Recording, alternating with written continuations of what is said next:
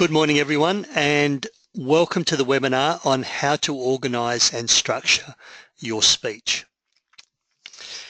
The reason I put this webinar together is because a lot of people struggle with nerves and anxiety around public speaking, and they're worried about how they structure their speech.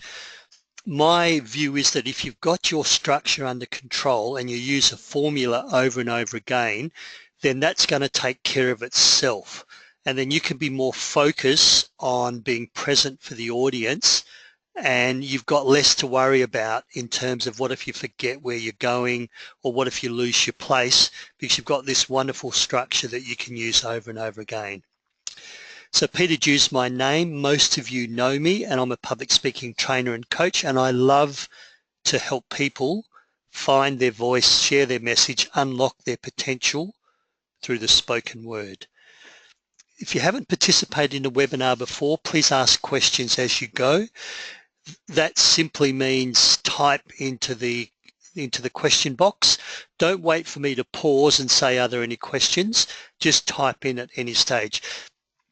It doesn't have to be questions. Maybe you've got a comment or an example or an experience that went wrong that you'd like to share, and I may be able to comment on it and enrich the discussion through your point of view.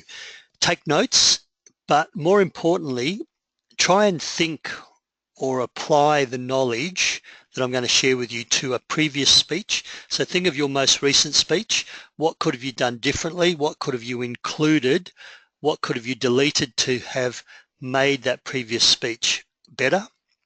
Or if you've got a speech coming up, what are you going to do or change or include from this webinar that might just enhance that a little bit? Now, in saying that, I'm not assuming that what I say will be all the answers, but I'm hoping that each of you will grab one or two things that is of value to you. So that's how you participate. I do record my webinars, so if I've moved too fast or you haven't been able to take notes, send me an email and I can send you a copy of the video recording. So the agenda. We're going to talk about what is your core message, a really good place to start in structuring your speech, how to open, how to close, the concept of only 3 to 4 key points, and then I'm going to wrap that all together in a safe and simple structure. So that's the agenda for today. So starting off, where do you start? And I've put here many people use the scattergun approach. So their idea is they speak a lot of stuff, they just talk, and they hope that some of it sticks. So it's really important that you know what you want to happen, and this is where you should start structuring your speech. If someone asks you to speak at a conference, someone asks you to address a community group, make sure you know what you want to happen. So ask yourself 2 questions, and this is called, what is your core message? This is the first place to begin. If they only remember one thing after I've spoken to you for 30 minutes, after I've spoken to you for 45 minutes, after you have delivered a 1-hour keynote, if the audience only remembers one thing, what is it? This is your big takeaway message. The second question to ask yourself is, why does it matter to them? So I'm listening to you speak. What's in it for me as an audience participant? And this normally comes down to, what problems are you solving for the audience? Or how are you helping them achieve their goals? So how does your message or the information you're sharing with me alleviate some of my problems, some of my issues, some of my concerns? Or how does your message help me achieve my goals, get to where I want to in my work or my life, or meet my key performance indicators? So it's really important to understand that your message is not really for you, it's not really about you, it's for the audience. So those are the 2 questions that I think help you develop what your core message is. And this is how you get clarity of purpose. What do I want them to remember? and why does it matter to them? I'll just go back to that slide. What do I want them to remember is the first question to ask yourself. Some people think that people remember lots of things. They don't. They only remember one or two things. So have that clarity of what is the big takeaway message. And the second thing is, why does it matter? What's the relevance to them? What's in it for me? If you've got something you're really passionate about and I don't care, or it has no relevance to me as an audience member, then you've missed your target and you may not have the impact or the influence that you want. So just remember, why does it matter to your audience? And sometimes, or one of the ways of doing that is to, and I use a concept, is to walk in your audience's footsteps, to get into their shoes and understand what their problem is, and then how does your message help them in their journey, in their problem. If you don't have clarity of purpose, then you may confuse your audience. And I use that term, use it, that clear purpose, or confuse it. This is where you start your speech. Now, a traditional speech will have a beginning, middle, and end. So I'm going to use that same structure, but I'm going to put a little bit more scientific and behavioral psychology behind it. So let's start with the beginning. How to open. It's called the rule of primacy. And the rule of primacy simply states those first words that come out of your mouth, people remember. It's also called the first 30 seconds. So you need to have impact in that first 30 seconds.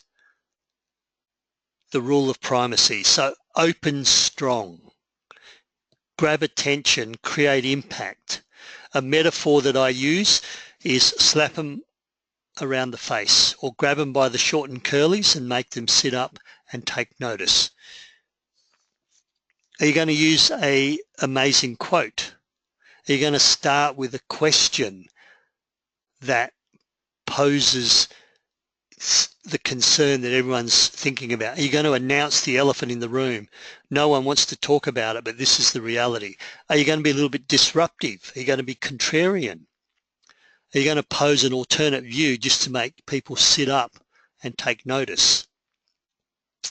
So it's really important that you use that first 30 seconds really powerfully and grab attention. It is called the rule of primacy. And Milo Frank, a famous American author and marketing expert, said, you've got 30 seconds to get your message across. And it's not just in the spoken word. Those of us who read newspapers, I was reading the West Australian this morning, those of us who read magazines, it is the headline of the newspaper article that grabs my attention. Pauline Hanson says such and such. Prime Minister says we're borrowing too much money as individuals. That doesn't interest me, so I don't read that article. It's the first 30 seconds that decides whether your audience zones in or zones out. Your first 30 seconds is your headline of your presentation. Start strong. So by default, don't start with housekeeping.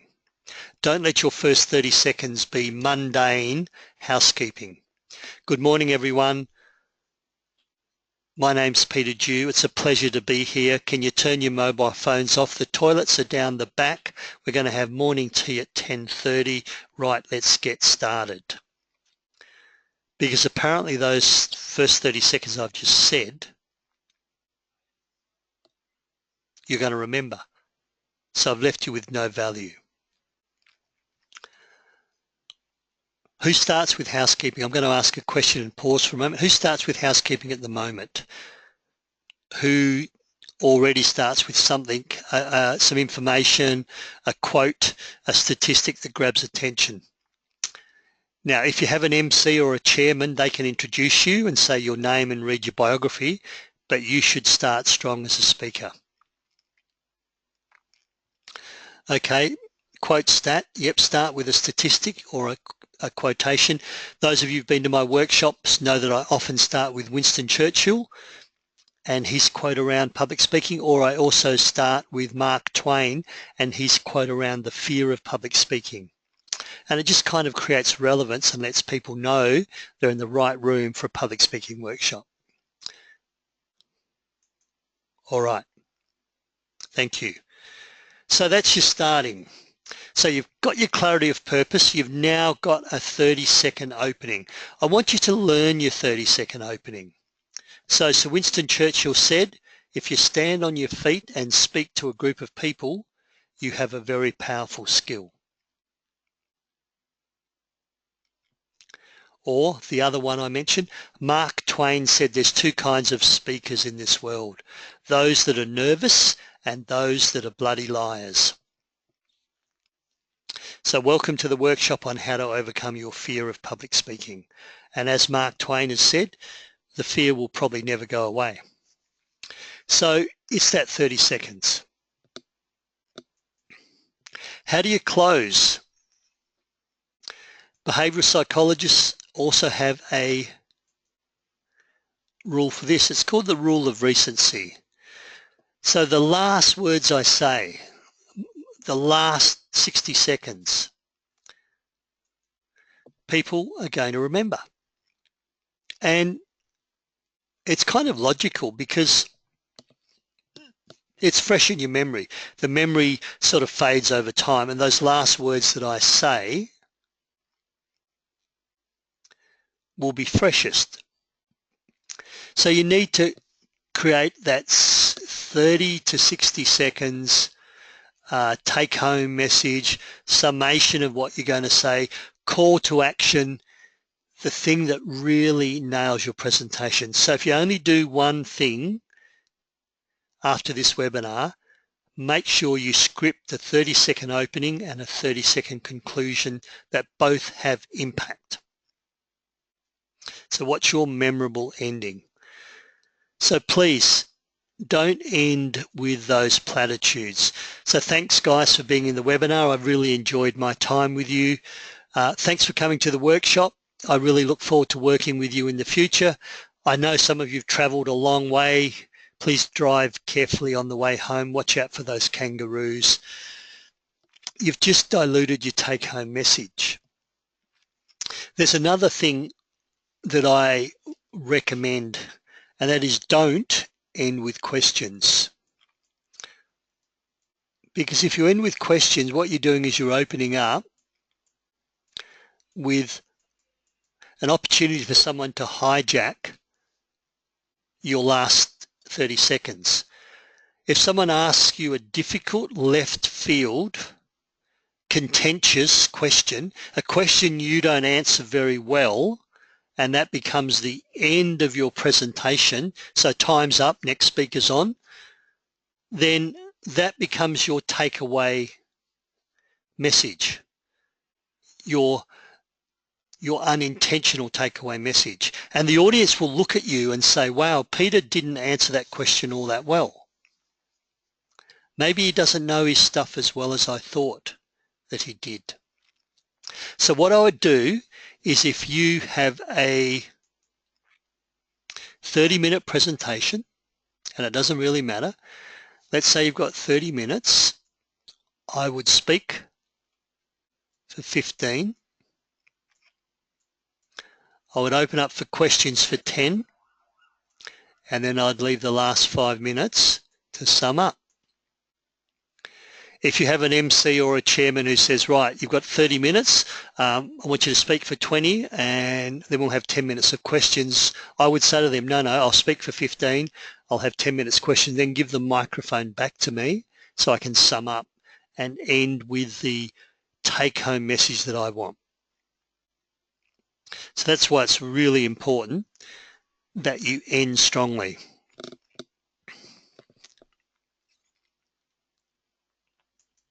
Are there any questions on that? Now, these are these platitudes, these thank yous, by all means, you need to bring them in. So I'd like to thank everyone for coming, and your frank and open discussion and your participation in this brainstorming session has been magnificent. So thank you very much. Now, it's really important to understand it's not what we've spoken about today that matters. It's not all these discussions, it's how you go back to your workplace and implement these new policies so we can increase our productivity. So go back and implement these new policies as soon as you can. So by all means, do the thanks and be polite and acknowledge the people you need to acknowledge, but then put that aside and come back and then nail your ending.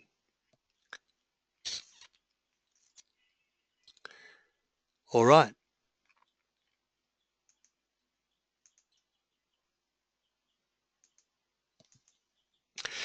Three to 4 points. So you've got your core message that runs all the way through. How did you find your core message? What do I want them to remember? Why does it matter? Now what you need is, what are the 3 points? What are the 3 points that best support my core message, that best illustrate, that best amplify, that best lead people to that core message? And I don't mind 4 points. If you need a 4th point, by all means, put a 4th point in. And it's called the rule of 3. People remember 3 things. I don't want to spend too much time on nursery rhymes or stories, but Bar, black sheep, 3 bags of wool, 3 blind mice, 3 wise men in the Bible, Goldilocks had trouble with 3 bears, the 3 pigs had trouble with the wolf. In a court of law, you got to tell the truth, the whole truth and nothing but the truth. And Shakespeare said friends, Romans and countrymen. 3's are all through our spoken and our written word. It's just that wonderful amount that is memorable. It clicks and it just works. And it is, of course, called the rule of 3. So the rule of 3 comes from behavioral psychology once again. The human mind absorbs 5 chunks of information at a time, plus or minus 2. So we go to the lowest common denominator, which is 3, and it just kind of works. So 3 reasons we should do this. 3 ways to overcome your fear of public speaking. 3 parts of a speech, beginning, middle and end. So it's called the rule of 3. So what I want to do now is put this all together into a simple structure. And some of you have seen this before if you've been on my workshop. It kind of goes like this. And I'll just use the pen. Get your core message first. This is where you start. What do I want them to remember? And why does it matter to them? And that's your clarity of purpose. In other words, when we leave, when we walk out the door, that's the core message we take with us and the benefits, the advantages that it has to us as an audience member. That's your clarity of purpose. Then you can start with your opening. So this is your beginning, the rule of primacy. 30 seconds, the first words that come out of your mouth. You may need to step down and do your housekeeping where the toilets are lunchtime, but start strong with that quote, that statistic, that attention grabber, that controversial position you're taking. Maybe you're going to be disruptive, and the power of disruption is all around us at the moment. You just have to talk about the Uber debate and Airbnb and the disruption to the taxi industry and the hotel industry. Maybe you're going to propose a contrarian point of view. Rule of recency, so this is your ending. So you've now got beginning, middle and end. 30 seconds, learn that, script them. You know what your core message is once you've asked those 2 questions and answered them. And you may need to do your research to find out what people's pain points are. What you think people need and what people want from you can be 2 different things. One of the mistakes that people make is when they deliver fantastic information, beautiful content, they deliver it perfectly, but the audience doesn't want it, doesn't need it. So the speaker misses the mark. And no matter how polished and how good you are, you've had no impact. The quality of your presentation is not judged by how well you went, how well you think you went, how well you covered everything you planned to cover. The quality of your presentation is determined by how the audience think you went and the impact you had on them. Now, with your 3 points, what you can do, and I've woven stories, examples, and anecdotes around them, you can build a bank of stories. Now, I've done another webinar on storytelling, the power of business storytelling. You build stories to your points, examples, case studies, people you've worked with, projects you've worked on, and they become your bank of stories that you use to illustrate each point, your bank of data, your bank of information. So I'm not going to go into storytelling in this webinar, but you have a collection of stories that you can call upon. So what you have now is clarity of purpose, the message, 30-second opening, 30-second beginning, 3 points, maybe 4, and a bank of stories. So let's say you are asked to speak for 20 minutes.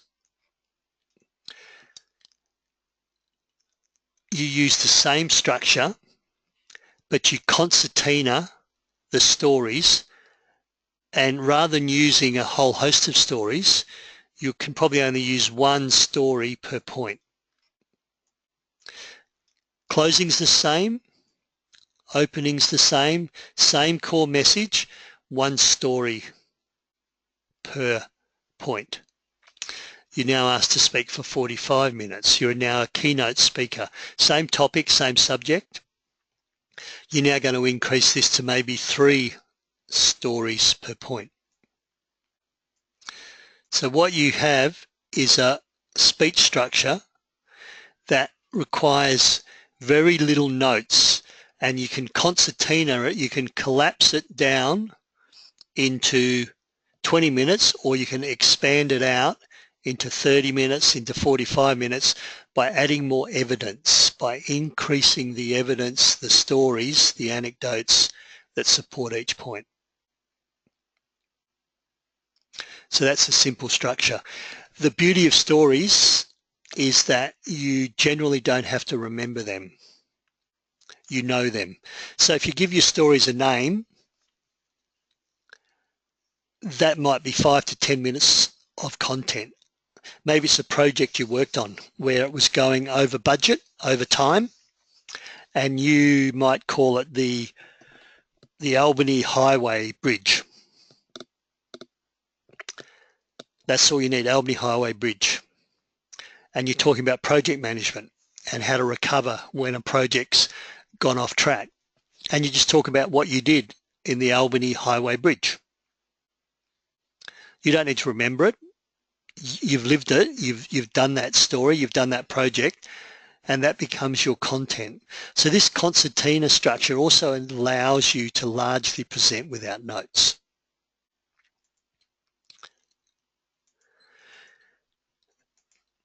Another way of looking at this is a mind map.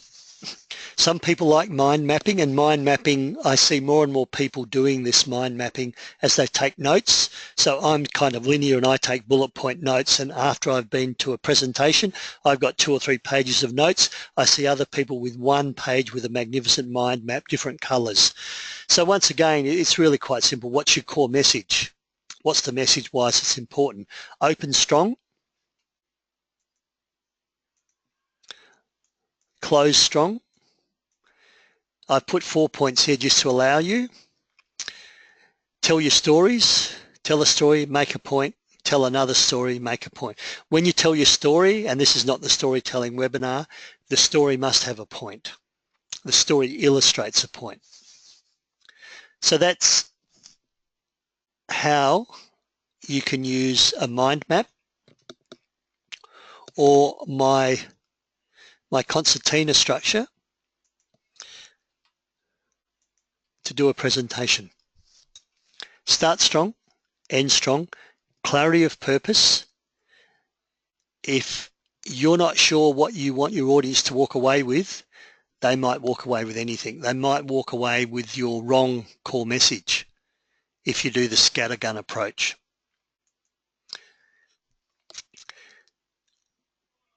So, my call to action.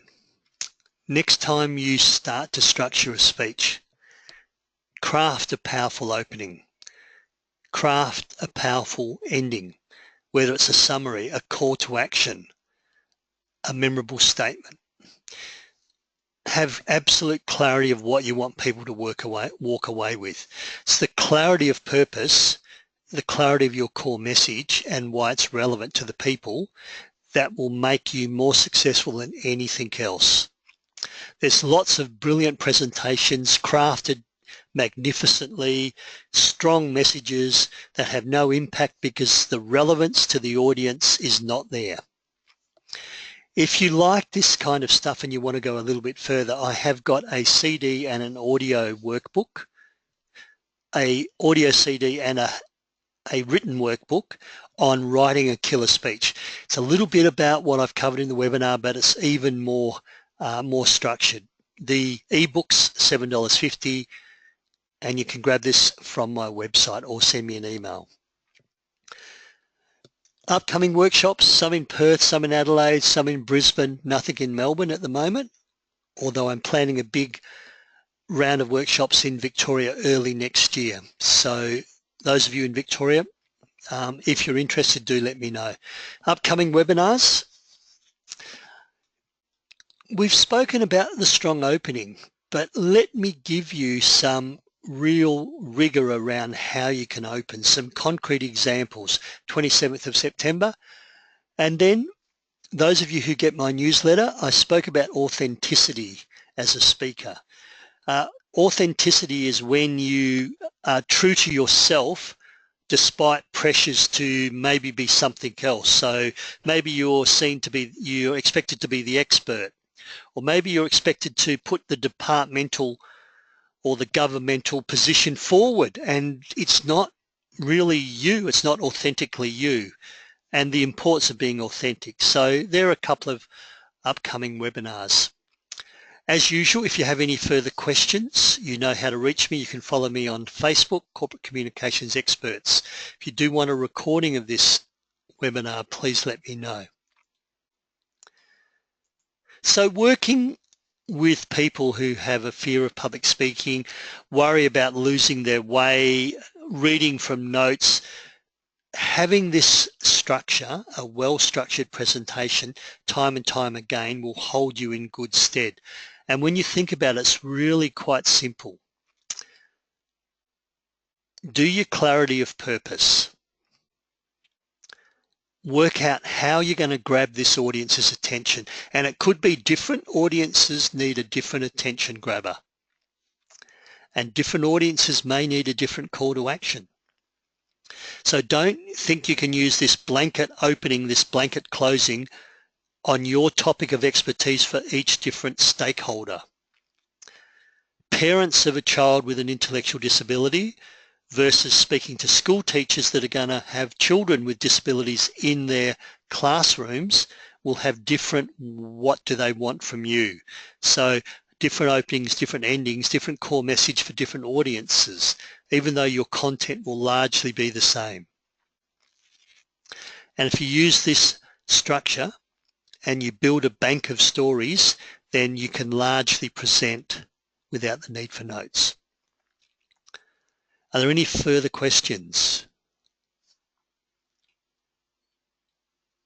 Any comments?